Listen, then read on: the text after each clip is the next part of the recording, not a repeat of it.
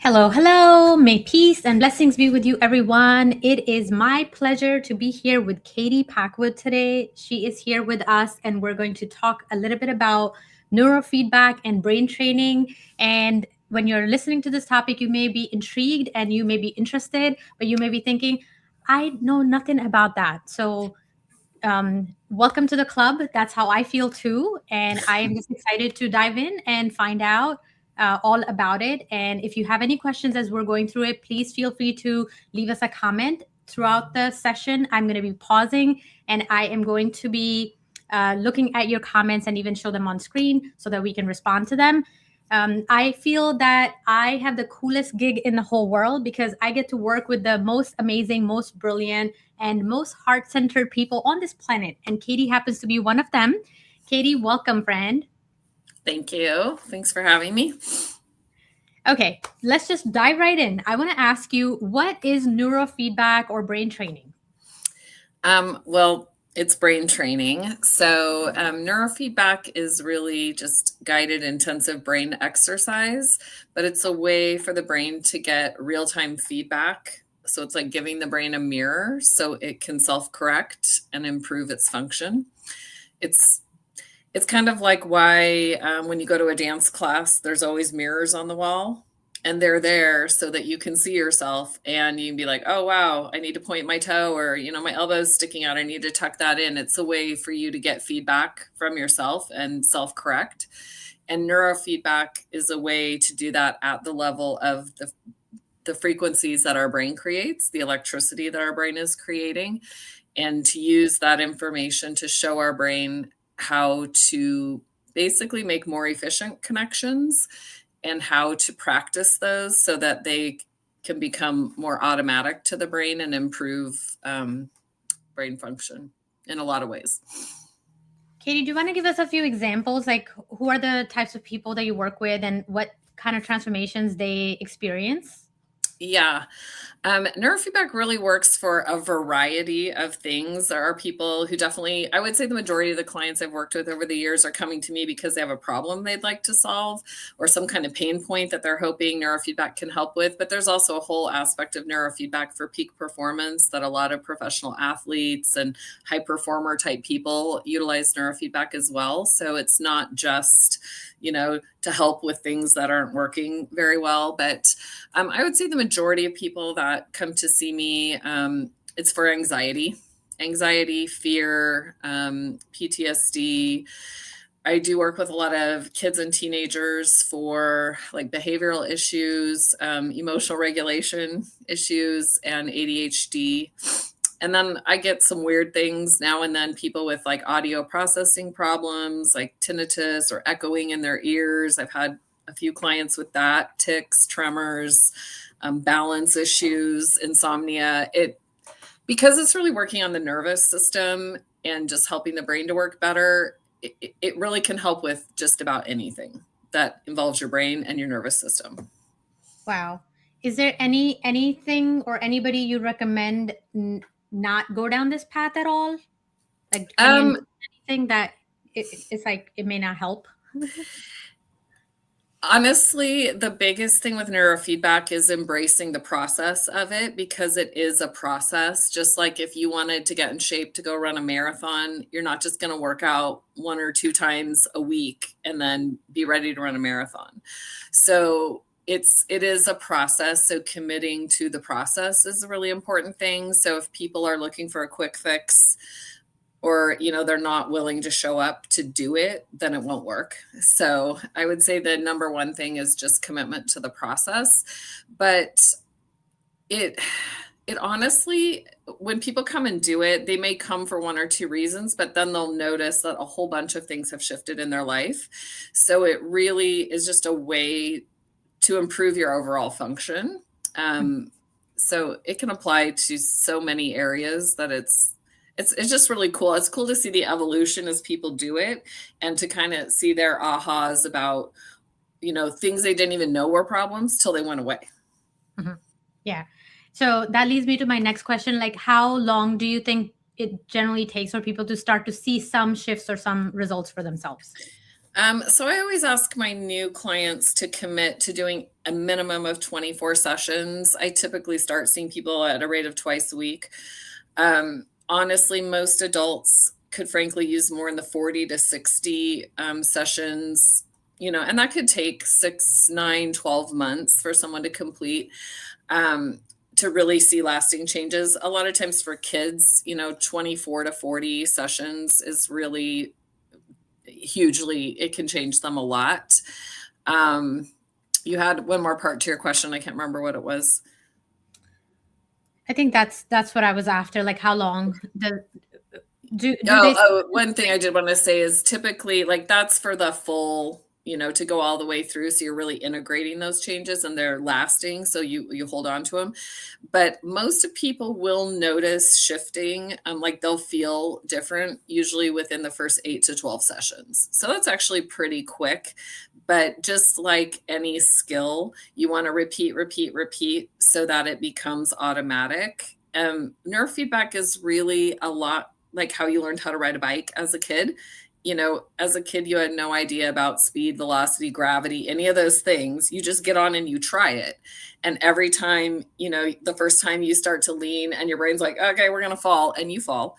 And maybe the second and third time you also fall. But like the fourth time you get on and you start to lean, your brain's like, stop, like there's an edge there. And then you go this way and it's like, oh, wait, stop, there's an edge. And then your brain just knows where those edges are and your brain never forgets it. And it goes into an autopilot program, which is what makes humans kind of like the apex predator, is that we are able to automate so many of our functions once we've practiced them multiple times. So, 95% of the things we're doing every day are automated functions.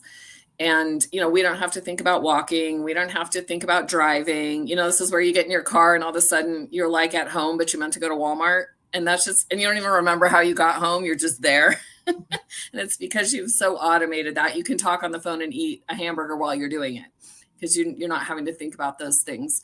So one thing that's a lot of people don't realize is that our emotional responses are also on autopilot loops. And so we have conditioned ourselves to experience, this whole hormonal cascade of things in our body that will come from like a little trigger, and it's all happening even before we have any conscious recognition of it. And those are the kind of autopilot things that neurofeedback can really help with, is working on our habit loops. Wow, that's awesome. So, Katie, I want to know, are there any, I feel like there could be a lot of misconceptions about neurofeedback. Is there a myth in your line of work that you really want to bust today? You want to like, just like talk about that? You'd be like, people think it's this, but it's really not that. Well, one thing is a lot of times it is presented as a medical treatment. And there are medical professionals and licensed professionals who do use it alongside like trauma counseling or, psychiatrists, neurologists who do utilize neurofeedback, and they kind of classified as a medical treatment. But in reality, it's really just brain exercise. And it is not regulated like by the FDA because there are no direct inputs into the body. So the inputs come through the eyes and the ears through light and sound cues, and the brain can learn through light and sound.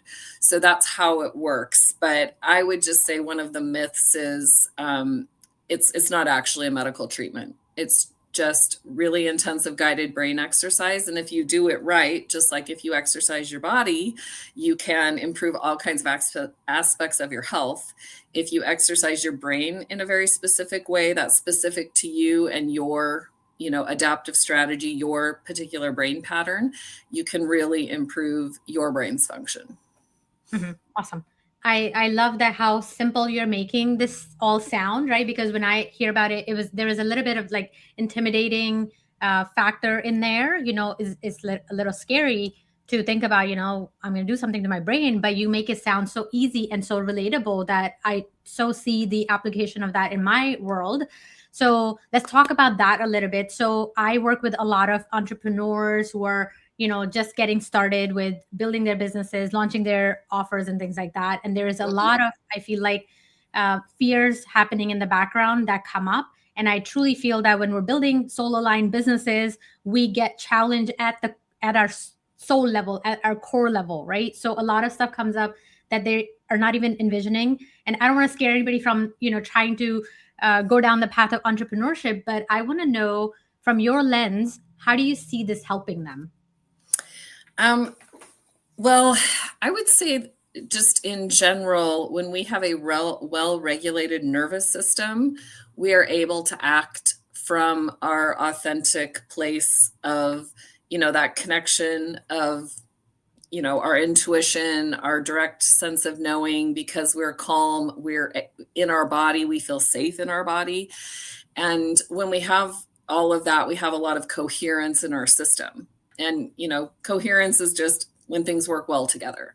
So when your brain, your heart, and your gut are all working in a coherent fashion, which, if you're someone who tracks your, fitness with like a Fitbit or an Oura Ring or something like that, it can be reflected in your heart rate variability is something that, a lot of people are cluing into that now, that like if you have high heart rate variability, it means you're really healthy. It also means you probably have a better chance of remaining calm under pressure, that you can, when something happens, you can be like, okay, I got it. Like, I'm not going to freak out, because, having anxiety and freaking out, and from a neuroscience standpoint, whenever you're in fear, your frontal lobes go down and they just don't work. And this is our executive processing center where we make decisions. So if we're operating from a place of fear or anxiety, our chance of making really good decisions goes down a lot, because we start making like survival mode decisions or really rash, impulsive decisions that don't usually serve us well. So, and I'm not saying neurofeedback's the only way to improve your nervous system, because it's certainly not. There are plenty of things people could be doing on a daily basis, which is why we call them the practices. Like breath work is a practice, meditation is a practice. If you have a prayer practice, or, yoga, movement, there's all kinds of ways we can improve our nervous system regulation. One thing I've found with neurofeedback is it really improves people quickly in a significant way. That people often have a hard time committing to doing one of those other practices for long enough and consistently enough to really see those kinds of changes. And often, and this I think applies a lot to kind of like high performance people. They can be very successful and they can be like, go, go, go. And honestly, a lot of those people are operating on their stress hormones, and they're just really used to basically, they're kind of overperformers. And from a brain standpoint, they're probably the people whose brain patterns have shifted their adaptive strategy into the faster frequencies. And those are the kind of people who they don't really want to stop to feel their pain. So they'll just like outrun it, outwork it. They're the workaholics, exerciseaholics, performaholics, kind of control freaks. And they're often very successful, but they can be very stressed out in their body. They can start to experience physical breakdown. I'm one of these people. I've been dealing with an autoimmune disorder. It's like, okay, my body's trying to like put the check engine light on, and it's not that there's anything wrong like with people. And this is one thing I always emphasize with my clients. It's like, we all have our brain pattern. It reflects our adaptive strategy for life, like how we have tried to solve problems in the best way we can figure out. And we get kind of locked into that pattern. And we don't recognize often how we're in the pattern because it's so automatic to us. And it's been our survival mode from the time we were kids.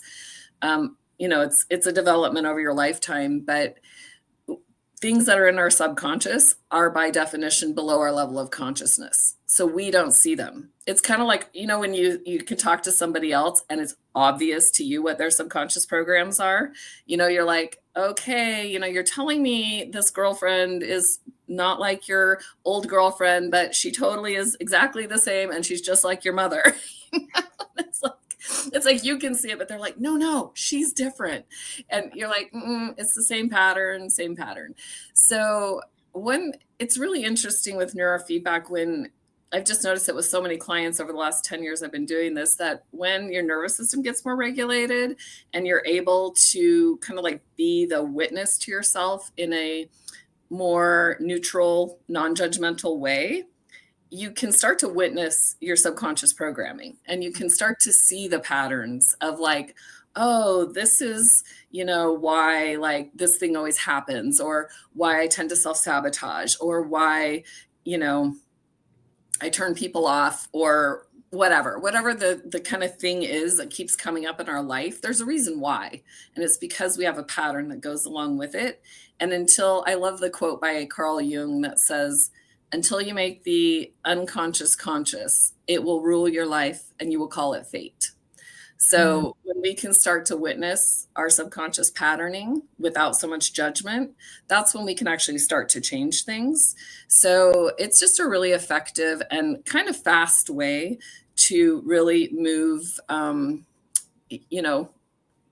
make improvements in a relatively short period of time. That helps a lot with just more self-awareness and better self-regulation, better stress management. Yeah. Katie, thank you so much. I'm like, my mind is blown. It's like know thyself at a whole new level, like anybody who's interested. And I feel like we do so many other things. We do assessments, we read books, we see other practitioners and things like that. And this is like such a cool way to really get to understand and know, who you are and how your patterns are formed. And, and then you also have the ability to change those, right? It's just so fascinating. It's just so cool. Well, one thing that's interesting is there's a difference between the brain and the mind. So the brain is the organ, and it's the processor, and it works at these different speeds, and none of the speeds are good or bad that the brain can work at. And it's more like, can your brain access the right speed and the right location at the right time to deal with whatever's in front of you? And that's what we're training with neurofeedback. We're training the brain. We're training the brain, which is an energy organ, of how to be in a more efficient pattern, of how to make more efficient connections. And when you show the brain how to make more efficient connections, then the brain just works better. And then when your brain works better, your mind, which, we're accessing the mind with the brain, but the mind and the brain aren't the same thing. But you can have a lot more like, ahas, and in kind of elevation of your conscious awareness and your consciousness when your brain works better. So it's like we're training the brain in order for people to have more ahas in their mind. Yeah, that's so cool. So fascinating. So tell me a little bit about what attracted you to this line of work. You said you've been doing this for 10 years, but what attracted you to it? And tell us a little bit about yourself, Katie. I know we jumped right into asking about brain training, but let's get to know you. Well, I got kind of down the rabbit hole of, I would say, functional health and like functional medicine because of alopecia, this isn't cancer, it's alopecia. And that started in 2008. And I just started reading books and kind of trying to figure things out because I wasn't very happy with the answers I was given when I sought out help with the medical system. And so I became a nutritional therapy practitioner in 2011, and I was working with people to help them with like their gut, their blood sugar, and things like that. And I did that for several years. And through a lot of that work, and just also based on my own experiences of being a human and dealing with a lot of stressors and traumas and things, I really started to realize that unresolved emotional trauma has a huge impact on our physical health. And there actually, I don't know if you're familiar with this, but anyone listening, there was a really great study called the ACEs study. And it was called, ACEs stands for Adverse Childhood Events. And it was a really big study, I think over 70,000 people. And they asked them questions about significant events that happened in their childhood that could have been really stressful, like, having a parent incarcerated, being abused, being raised in poverty, those types of things. And they found a very significant correlation with the number of adverse childhood events that people had experienced and then the development of chronic disease later in life. Wow. So stress and unresolved emotional trauma absolutely take their toll on your physical health. And I was getting really interested in that, and kind of studying it on different levels. And I honestly was not looking for neurofeedback. I didn't even know it existed. I had never heard of it. And I was at a conference for something else. And one of the vendors there had neurofeedback equipment. And I was like, what is this? And she was explaining to me of like, oh, it helps with anxiety and ADHD and depression. And I was like, I don't get it. I don't understand it at all. But my gut was like, pay attention. And that's often how I make my very best decisions in life, is like this kind of instant gut instinct. So yeah, within a week of that conference, I found myself, putting an $18,000 system on my Amex card and jumping in. And honestly, it was one of the best decisions I've ever made. I didn't really understand it at all. Mm-hmm. And it really took me probably a good 6 to 12 months of doing it on other people and seeing like crazy, amazing things happen, of being like, okay, I don't really understand how this is working, but it's working. Yeah. Yeah. And then doing it on myself. And I've definitely noticed I am a lot calmer than I used to be. Mm-hmm. Just a lot more stuff just doesn't bother me the way it used to. I don't get those like visceral body reactions to stress. And I've improved my motivation. I think it just improved my ability to like see patterns and be more, I don't know, just it's kind of, and I get this from my clients all the time. They're like, it's hard to put my finger on it, but everything just works better. Mm-hmm. So it's not like a pill or something where you just take it and you're like, oh yeah, I don't feel that pain anymore. There's no telling kind of what can improve when you got your brain to work better. Yeah. Wow. Yeah, absolutely. So Katie, I'm sure whoever's watching us, or either live or later on, they're wondering, how did we meet? How did you hear about me? How did you hear about Simplify One Thing? Well, my friend Don Aiken, who is a fellow practitioner, and I've known Dawn for, I guess, about 5 years now, and love her. She's very smart. She told me I needed to get in touch with you because I've been in physical practice for over 10 years, where people come to my office and I do the neurofeedback on them.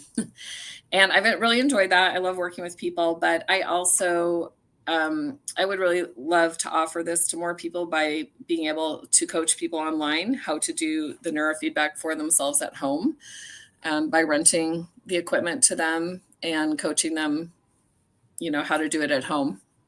So that's what I am working on with One Tech, is building that platform so I can reach more people and kind of create more flexibility for myself in the process. Katie, do you remember that first conversation that we had? Vaguely, but I have no idea what I said. Yeah, but that was the day you made the decision that we were going to work together, right? Because anytime I hear Dawn's name, I'm like so excited. I am celebrating because she is one of my most favorite human beings on this planet. I love her dearly. But when she connected us, you didn't know me, I didn't know you, right? We got on a call. And I think during that call, or right after that call, you decided that you were going to join the program, right? Mm-hmm. So I want to kind of know, like, what made you decide that this is it? Well, I really trusted Dawn. Mm-hmm. So I trusted her recommendation, and she was just like glowing recommendation for you. So that right there said a lot. I also really liked how everything is in one place, and there's like teaching and hand-holding along the way, because as much as I understand like the human technology, like other technology really intimidates me. And I've just built my entire practice through word of mouth and through in-person networking. And so moving things online, it felt really overwhelming to me. And I've been actually kind of wanting to do this for a couple of years, but trying to put all the pieces together, I was just like, ugh, just kill me now. Like, I just can't do it. But with One Tech, I'm feeling like this is doable. We could just have to keep like pecking away at it. I like how it's all it's very organized and it's all in one place, and there's a lot of support. So I definitely feel confident that I'm going to be able to build what it is I have up here and get it out in a usable format. Mm-hmm. Love it.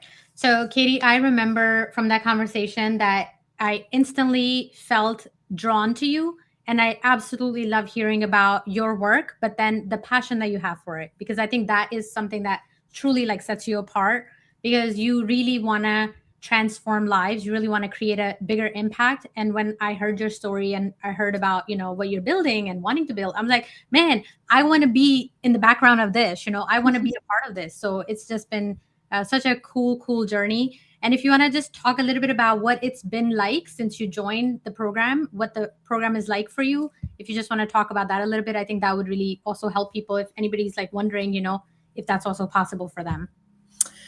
Well, I would say I'm still kind of getting my feet wet in the program. I'm still seeing, full-time clients. So I'm really kind of working, building everything in one tech kind of a little bit here and there. So now that I have my virtual assistant, I'm feeling like this will move along a little faster. But it's been really good I've just had to do a lot of thinking about like, what does my brand look like? What does my message need to be? How, what is it that I want to bring out? Because I actually do a lot of things, but I know I kind of need to like focus and, kind of create one thing at a time. So,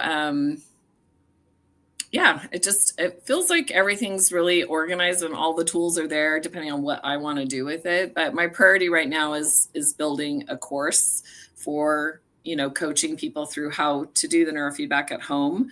And then I'm going to be expanding that into a longer coaching course for really helping people get the most out of neurofeedback, which is doing the training, but then also, that exploration that people start to have a lot more insights into themselves as they go through the brain training process. Mm-hmm. Katie, what's on the roadmap for you for 2026? What does success look like in 2026 for you? For me, it would be getting enough online clients to be able to step away from my physical location and close my physical office, which would be a huge relief to me because as much as I love it, the overhead and driving, half an hour each way every day and cleaning it. Like yesterday, I had to water all my plants and vacuum and empty all the trash. Like it was a good hour and a half of just cleaning my office.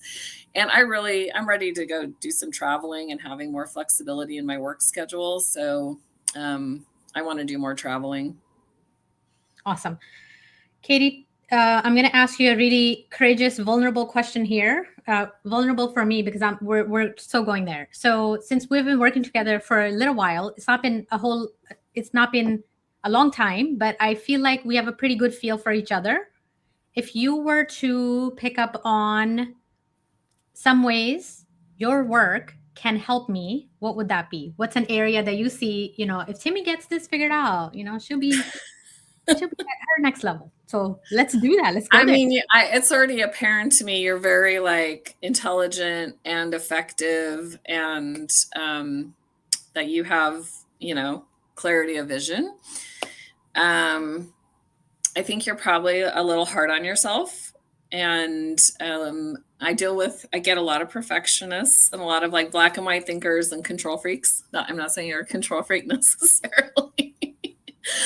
But that is one thing I've noticed with when people do neurofeedback, they have a lot more and they don't even have to try.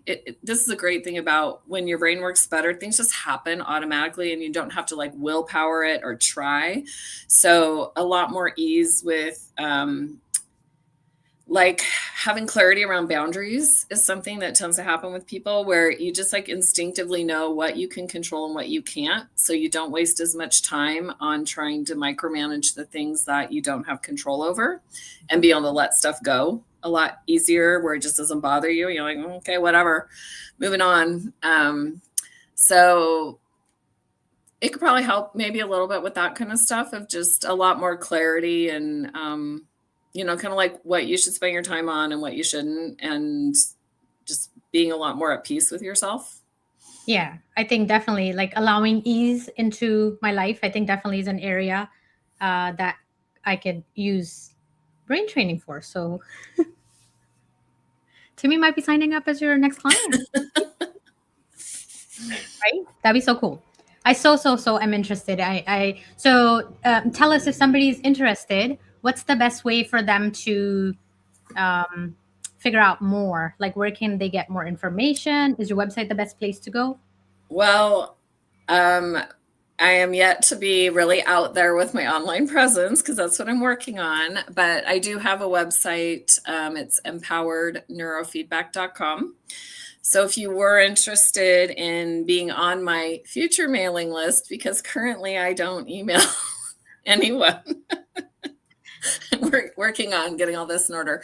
But if you do sign up for like my newsletter, or you send me an inquiry, then you will be on my mailing list when I actually, get around to sending emails out. And once I get my program up and going, I will be letting people know who are on my email list. So that's probably the best way for right now. But this is all coming in the future, isn't quite here yet. But if you live in Boise, Idaho, and you would like to come visit me in my office, you can reach out to me. Awesome. Will do. And I received a comment. Show this on screen. Please share her website here. I am going to put it on here again. It's empoweredneurofeedback.com. Please check it out. Katie, is it okay if we go into like a round of rapid fire questions? Are you ready? Sure. Okay. If you were given the choice to be able to live anywhere, where would you live?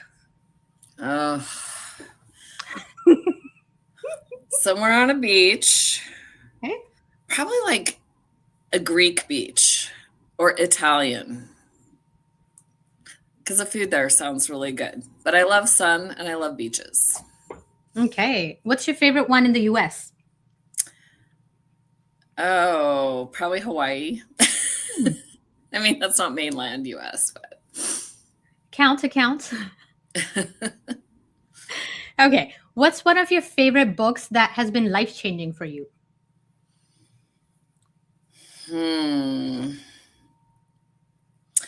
I'm going to say, and this is only because there's this great book called Good Calories, Bad Calories. And that was the book that I read that just like blew my mind open. It was the very first book I read when I was on my health journey that sent me in the right direction about, it was really all about blood sugar. But it made so many things make sense to me about why the whole low fat thing of the 80s really screwed me up. So that book I credit with kind of getting me in the right direction that ended up helping me find the path I'm on now. So cool. Katie, we have a request for you. Here we go. Please ask her to come to Pakistan. Pakistan is where I'm from. So please come. Please join us. Okay. Since you're so adventurous, Katie, I feel like we totally can make that happen, right? I mean, I am pretty adventurous. I do like to travel. So. Okay, next question. Who has been an influential role model for you in your life? Well, actually, I'll say one thing when it comes to the work I do. I have to say my experience with my dad has probably had a big impact on me. It's just a little about my dad. If he was a kid today, he would definitely be diagnosed with Asperger's. He was like totally like genius, but I don't even think he officially graduated from high school, but he just like knew how to build and fix anything. And he was pretty much a self-taught aeronautical engineer, and he just knew how to build airplanes. So he built this airplane in the mid 80s. It was actually on the cover of Popular Mechanics, I think in like 1986. It's like a stealth flying wing. Anyways, yeah, my dad was kind of okay. And also in hindsight, he was totally manic, but like manic genius. And anyways, he crashed that airplane when I was 17 and became paralyzed in this crash. He actually crashed out in a field out in Star, Idaho. And for some reason, he didn't have his radio with him that day. So he laid out in a field for like 9 hours with a broken back. And I was actually the one who got the call from Life Flight. And other backstory, I'm number 2 of 10 children.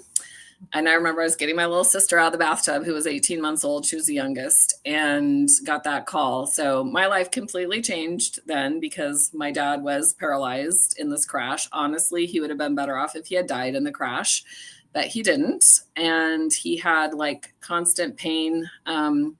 He described it as like somebody put like, with a cattle prod on him all the time, like shock pains in his legs. And it really drove him completely crazy. Well, he was already a little crazy, but this put him like off the rails on the crazy train. So we're talking like straitjacket, involuntary commitment, just so many times, like state hospital, Intermountain. If anybody's from Boise, they'll know what Intermountain is. You don't want to go there. Anyways, so that went on for 18 years. And so having a parent with mental illness, I totally understand like the stigma of mental illness. And I know my dad had a lot of childhood trauma, but then the trauma of that crash also, his dream died, he was broken. He was self-employed dad of 10 kids. It was just a disaster. So it's given me a lot of empathy for people who struggle with their mental health. And I just have had a lot of realization that most people who have issues like that, they're just really stressed out. It's a stress response. And there's nothing like, intrinsically or morally wrong with you when you struggle with those kinds of things. So I have a lot of passion for helping people like fix themselves in a real way, because what I saw happen to my dad was, I knew nothing at this time. So he was just super overly medicated with pain meds, which totally killed his brain. And he was just trapped in this broken body for 18 years. And it was a horror show to watch. So I have a lot of empathy for people who've gone through really traumatic experiences and are looking for like actual ways to help. And I actually kind of feel like it was my dad from the other side who like helped me find neurofeedback. I think he was probably being like, hey, pay attention to that. That could have helped me. And I really do think something like that could have helped him a lot. Not like, made him unparalyzed, but definitely I think it could have helped him cope with his situation better. Yeah. So Katie, I want to thank you so much for sharing. I'm so sorry to hear all of that, but I feel like while we're going through it, we don't understand the rationale, the reasoning behind that pain, right? But in so many ways, I think that has shaped you to be the human being that you are today. So if you were to tell your dad something, knowing what you know today and having seen him his entire journey, what would you like to say to him? And I'm getting emotional. Say like, I didn't recognize it at the time, but you're really smart, Dad. Like you really are a genius. Yeah. And I wish he hadn't had to go through so much pain.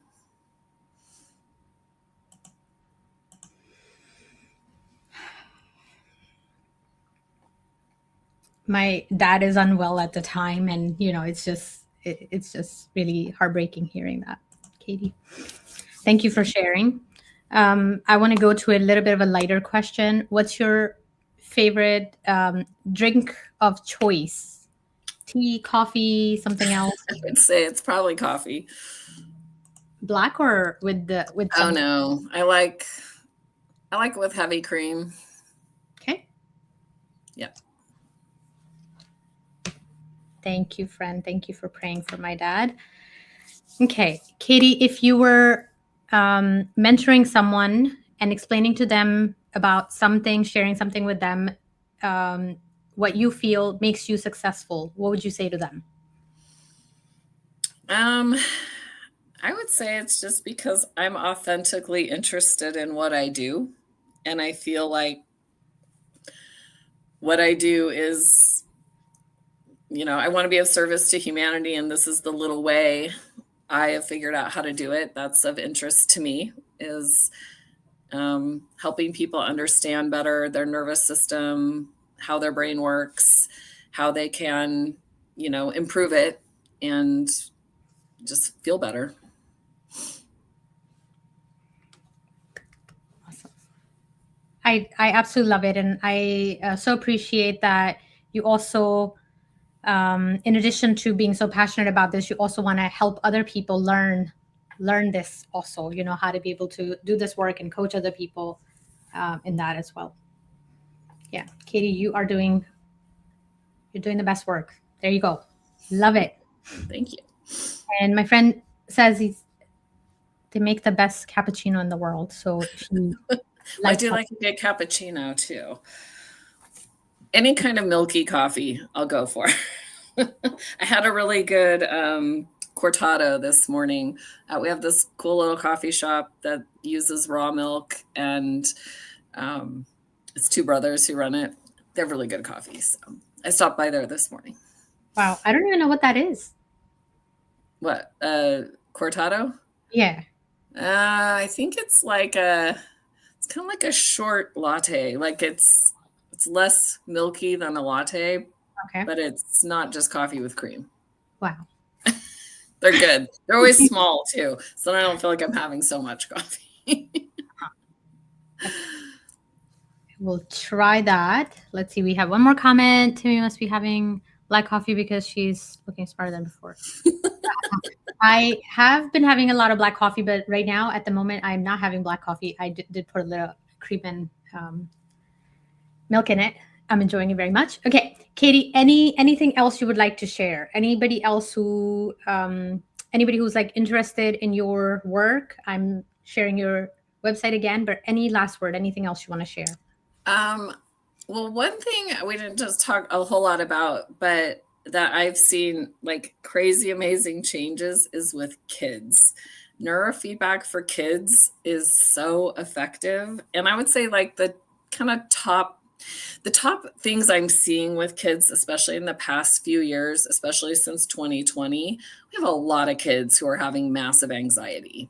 And, seeing what kids went through in those 2020, 2021, 2022, and they're having to wear masks to school and all of this fear and, don't touch people and all of this, for kids who are in those really critical developmental periods, it is really taken a big toll on their mental health. And a lot of kids who struggle with stuff like attention, focus, just learning, reading comprehension, all those things, often what's really underlying those issues is fear and anxiety.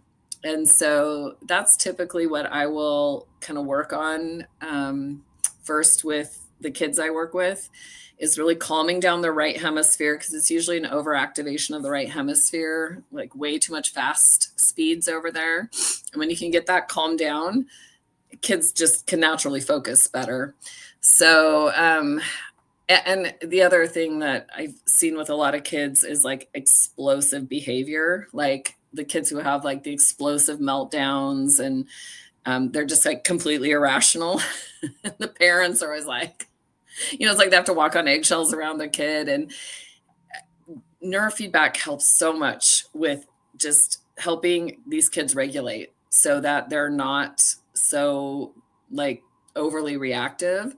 And it's really funny because I get this comment, I've gotten it multiple times from parents. It's like, they'll say things like, it's really weird. It's like my kid has a pause button now, where they never used to have like a pause between like what happened and their reaction. And that just goes to show you, like, when you can teach the nervous system how to regulate, like these kids aren't having to try to not have these reactions. They're just naturally being able to better regulate themselves. So I've seen neurofeedback do really amazing things for kids, and not just for the kid, but the entire family benefits, because now, you don't have this like wild card kid who you never know when they're going to like have a meltdown or blow up or something. So, it's really satisfying to work with children and really help them, because they're not trying to be bad, but they often get labeled as bad. And it's just that they're so stressed out, and kids don't know how to express that. it comes out as bad behavior. And, when I look at like prisons and, kids are, the drug addict kids and things like that, like so many of our societal problems, it's because people really have a lot of unresolved stress and trauma in their lives.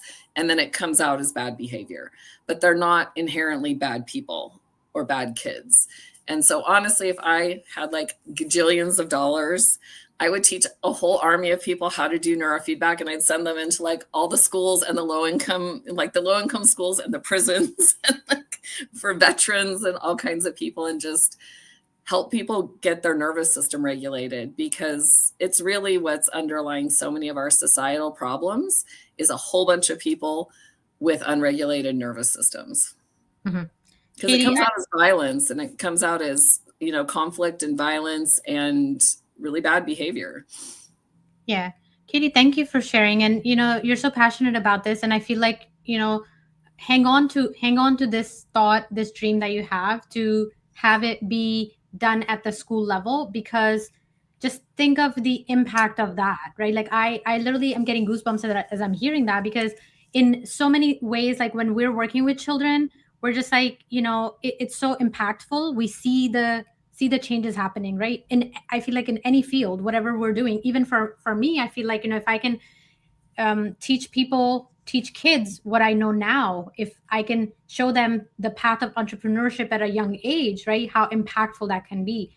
But just hearing and figuring out the impact of neurofeedback and brain training for them, like how amazing is that? Especially if they get it at a younger age, right? They can heal so much of what's happening in real time, as well as be able to just have a sustainable, beautiful mind, body. Yeah, I mean, it really sets them up for like a better future.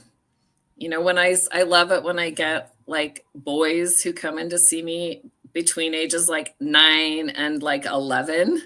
I'm always like telling the parents, I'm like, you'll be so glad you did this, because puberty is like, people go crazy. So getting kids really help them get better situated in those critical years before they hit puberty can really make a huge difference. And even if after they've gone through puberty and you have teenagers, like I just got this kid I started working with. I think I've only done like maybe 5 or 6 sessions with him. A teenager with a lot of anger, a lot of just aggression and anger. And he had a lot of family issues. His dad had some mental health issues. There was a divorce, all kinds of stressors for this kid. But his mom texted me and she's like, wow, I'm already seeing it. This is crazy at how he's calming down. Mm-hmm. Yeah. Amazing. You are changing lives left and right. I love it. Katie, thank you so much for being here today. I really hope that this message reaches the right people. And if you have enjoyed this conversation, please share it with other people in your circle so that it really reaches the right audience, the right people all the way through. And I am wishing you abundant success on this journey. Anything we're able to do together, I feel like, that makes my heart happy every single time I see you. I get to be in your presence. That is such a blessing to me. Thank you for being a blessing to me, friend. And thank you for being here today. Thank you. Thanks for having me. Of course. May peace and blessings be with you. We'll be back another time. Not sure when yet, but we'll be back. Okay. Great. Bye, everyone.